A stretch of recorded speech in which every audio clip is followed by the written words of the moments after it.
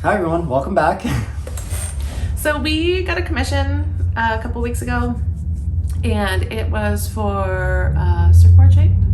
That's kind of a normal thing for us. We've done a few smaller surfboards, but this person wanted something that's around 5 or 6 feet. I went ahead and probably committed to something that was something I shouldn't have done.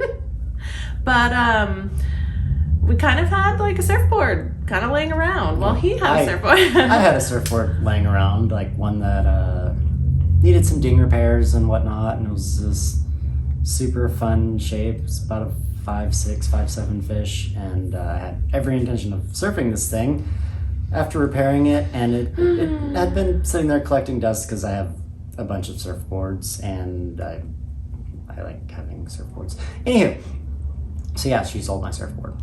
Yeah, so this is now a commissioned surfboard with resin waves on it, and for those of you that have worked with resin before, resin's very liquidy and it continues moving for hours. So if it's not on a flat surface, it's gonna continue moving for hours. So this design and a wave and everything else that we're gonna try to put on this may not work.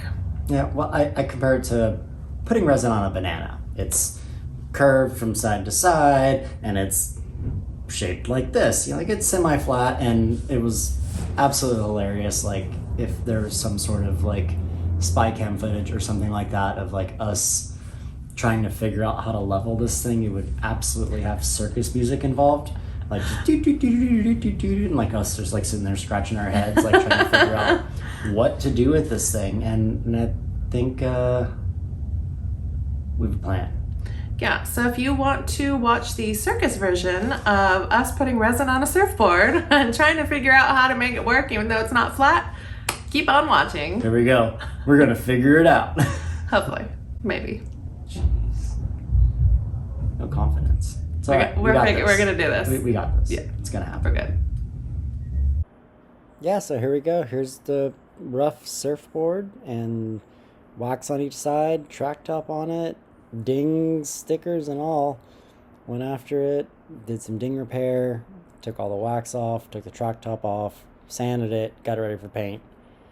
And here we go. Yeah, at this point, Jack rolled on a couple layers of paint. We filled the leash plug hole and blended the spray paint. It's 2 different types of spray paint we blended. One of them was too red, the other one was too white, so like we kind of spent a little bit of time doing that. This is the first layer of resin that we laid down just to kind of fill in any dings, added some opaque to the nose, and then wanted to see where the resin would fall. Yeah, we wanted to use resin to kind of fill that gap instead of just painting it.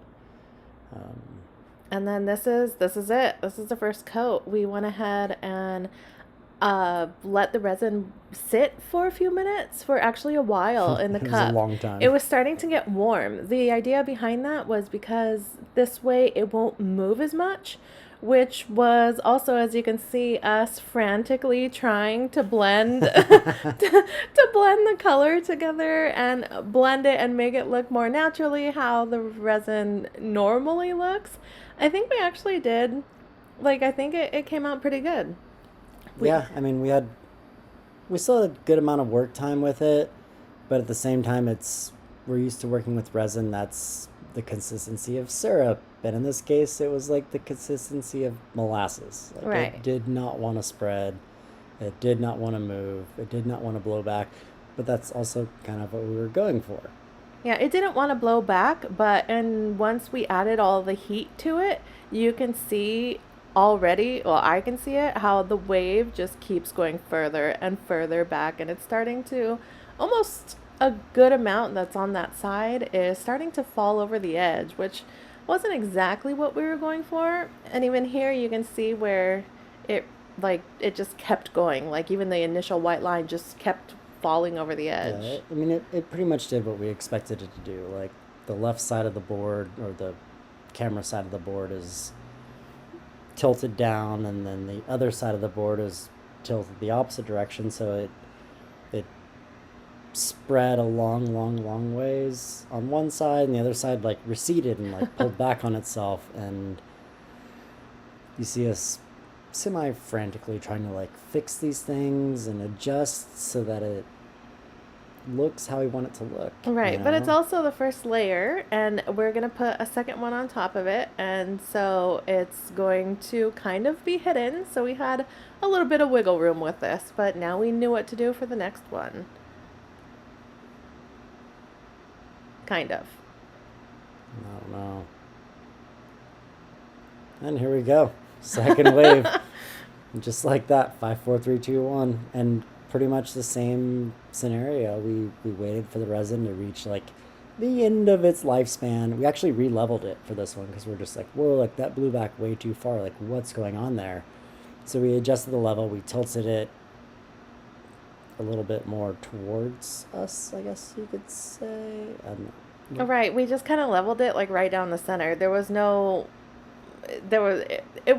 never level at any point in this process in reality. I mean, the nose stuck up really high. It stuck up at least another inch compared to the center of the board.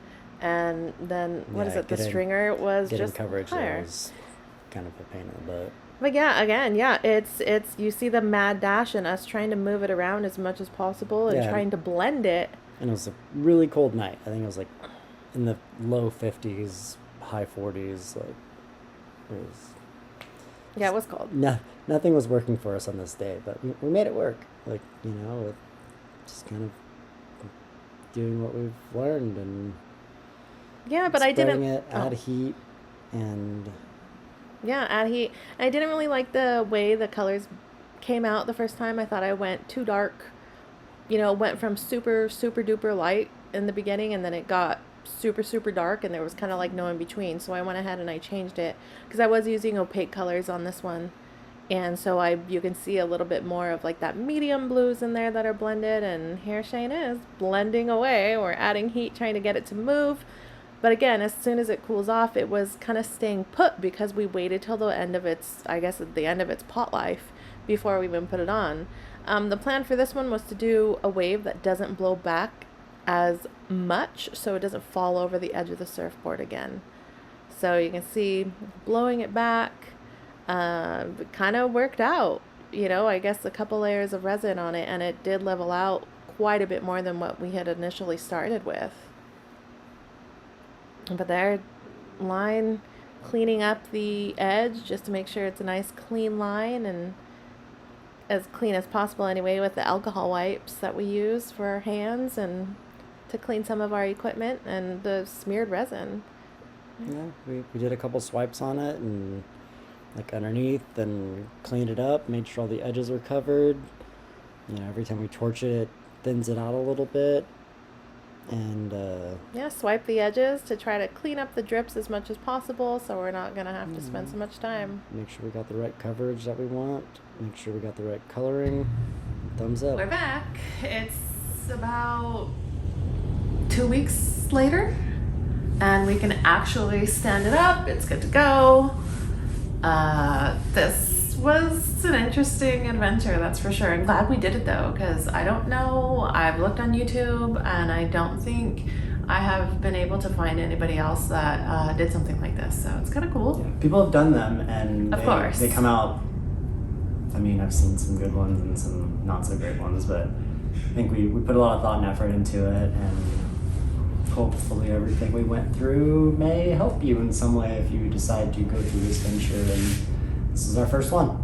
Yeah. And I think we kind of nailed it. Like, I'm pretty stoked on it, and can't wait to see what comes next. I mean, just everything from the paint, the texture, and the coloring of the waves, and the way the cells turned out, and super stoked on it. Super stoked. Hopefully we do another one. We've learned. We're definitely doing another one. Okay, so we've learned from this one. It's just really cool. It's unique. Not people have surfboard shapes like we talked about before. They have cutouts and whatnot, but not a real surfboard. And what a great way to recycle them too. Yeah, because they have a lifespan, and eventually it's kind of kaput. So instead of throwing it in a landfill or something, like, make some cool art out of it. Yeah, considering it was not the most attractive surfboard to start out with, so. Oh I like it. Well, I mean, it was yellow. It was yellow. It was What? it was a nice shape. It had nice bones. Look at it now. I don't know. That's a good one. But we're gonna finish up with some flyovers and some close-ups of some of the detail work. Yeah, like how we hung it. We ended up going with the French cleat. Kind of worked out best for this purpose. Yeah, because the back wasn't flat. So if you put sawtooth hangers, or unless you use a surfboard hanger, Yeah. it doesn't really work. So French cleat right in the center worked out great.